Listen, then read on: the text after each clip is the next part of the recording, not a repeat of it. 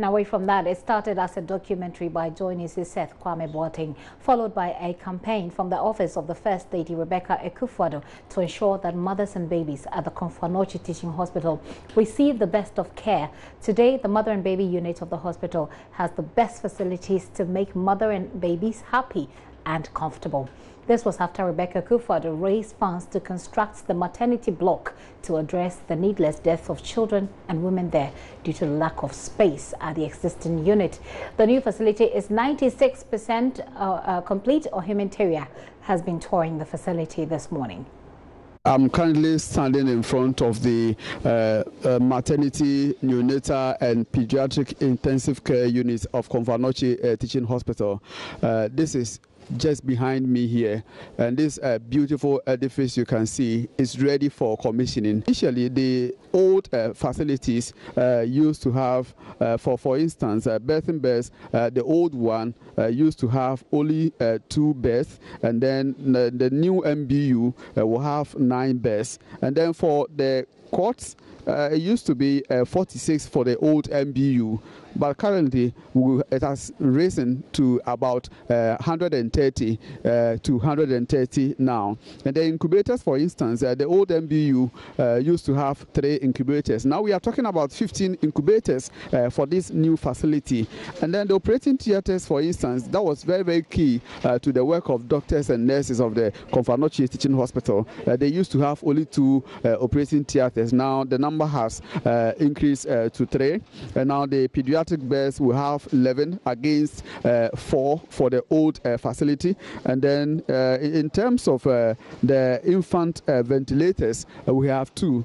The one significant thing that is so important to the mothers, especially who you use this facility, is the fact that they have their baby cots increased. So I must say that instead of 4 babies spending or lying in one cot, now you have babies with one single cot to itself. So it tells you the kind of work the contractors and officials have done here. Let's go through, go inside and see how things have been done here at the facility here.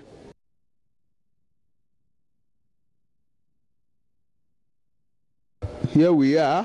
Let's go this place first. And it's a very nice edifice. And as you can see, everything is ready here. These are beds meant for the pediatric intensive care unit, also known as the PICU. Yes, it's a very nice edifice, and as you can see, it's about 1, 2, 3, 4, 5, 6 beds here. Even when you work here, you won't spend time to go outside. For instance, if you want to maintain a good hygienic condition here, you have to wash your hand in this particular basin, and they are nicely arranged here. Let's go to the other side. This is also meant for babies here. So this is a pediatric intensive care unit. As you can see, these are beds, brand new beds, fitted with all the equipment, the gadgets that they are required. And I'm not sure that new mothers will have to spend so much time and energy in catering for their wards here. They will have everything at their disposal here inside this facility. As I said, there are other units involved, the neonatal and then maternity unit. This whole edifice, this whole infrastructure was put up within 5 months by the contractors here at the Komfo Teaching Hospital. It follows Seth Kwame that touching documentary where new mothers had to struggle for space, and then babies were being killed or babies were dying at that instant. So I'm not sure commissioning of this project is going to take a longer period here. Ohim Interior there going through the facility. Now, Eric Jean is a partner at African Building Partners, the company in charge of the building of the new unit. He has been briefing some journalists on what to expect at the new mother and baby unit. This is the area where the youngest child are going to be, and you'll see their ICU beds. Okay, so these are all electrical beds for children, normally below 5 years, 5-6 years, which then require specific defenses for them not to get out. Okay, you'll see there's medical gas, so there's oxygen and compressed air behind it. Okay, we've got all sockets for monitors and infusion pumps. All the floors are medical grade vinyl, okay, which means you cannot make mold, it cannot attract any bacteria, okay. You'll feel that the temperature is very nice, and the AC is still not on. So all the buildings have their own AC, which is filtered, but it's still today not connected, and you'll feel that the temperature inside here is very good. That is because all the walls have been insulated for temperature. The roof has 2 layers of insulation for temperature. The windows are double glazed to avoid transfer of temperature and of noise. So you'll hear as well that there's no noise hearing from inside here. So we're kind of isolated from the rest, and it's a better environment for the children. We frosted the glasses to allow privacy for the patients and the families. Okay, if you follow me this way, we have an isolation room. Isolation room is in the case that you have a child that has tuberculosis or he's coughing and you're afraid that he might pass on some infection to somebody else, he comes to isolation room. And it has all the same amenities as the common rooms, as for medical gas, power, and electric ICU beds. Okay? If you follow me, right behind you is what we call a dirty utility. So all the dirty clothes, linen, coming to here, and there will be a janitor coming from the outside to pick it up. So you don't move anything dirty back into the other areas. Okay? And there's special, we call them a sludge hopper, which is to get any dirt, anything, or any blood away from this way. Okay? Then we've got the next is the clean utility. So any clean linen will be stored here, and when the dirty gets moved out, they collect the clean utility from here. Now we're entering what is the NICU. NICU stands for neonatology, okay, and neonate intensive care unit, okay. And there's 2 sections. There's the critical area, and there's the also critical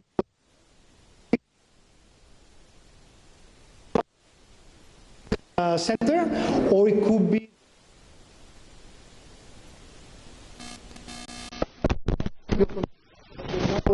the mother's home. Rooms coded, so before, when you take them out to work on the baby, you can take them back to where they came from, okay? And there's ample space for the working area for the nurses and doctors, okay? Whereas currently the space is so small that it's difficult even to clean, which creates a lot of infections, okay? So we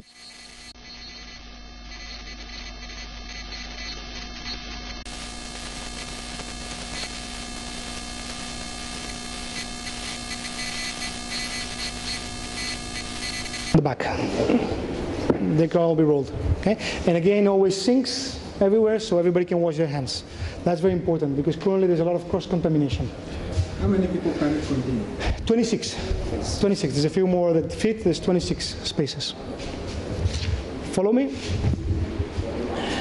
These areas actually has control, access control, so the doctors and nurses have their own card to open, and if not, the mother will have to knock, and from the inside you need to open. So no longer like it happens right now, there's people that can freely move around the building. A lot of the doors have prepared with access control. Why access control? Well, it's a question of avoiding to have people that are not supposed to sit in room to be just going there because they're worried about their baby or because they're going to see somebody. If they do not have access to that room, they will not be able to be in it. Okay? That also helps control equipment, inventories, so it helps the hospital in managing all their environment. It's a security measure. It's a security measure, but not necessarily for theft. It could be, but it's more important about avoiding people to freely move in the environment. Okay? There's also cameras and access control. So you can also see there's certain secure places where it was requested by the hospital to put cameras So where they're keeping medicaments or blood, for example, there's a camera focusing on that area. I can't see any security cameras here. They have not been installed yet. You'll see a lot of the points, but they have not yet installed. Follow me, please.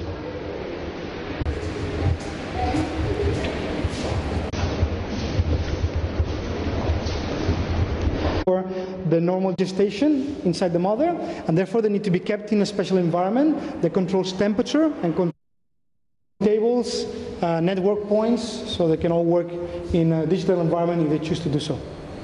Follow me, please.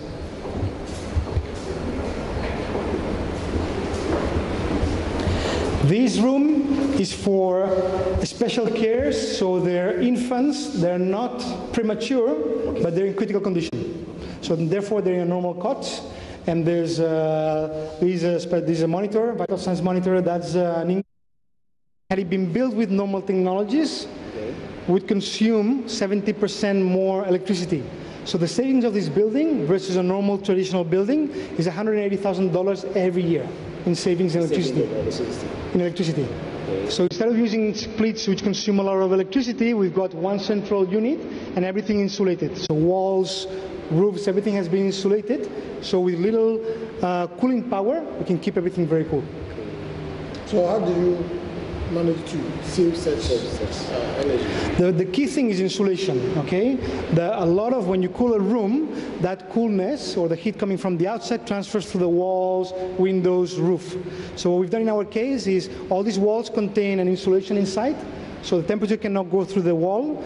There's 2 layers of insulation in the roof, and then we've got double glazed windows. So the coolness from the AC will be kept inside, and the heat from the outside and the sun is kept outside the building. Please follow me.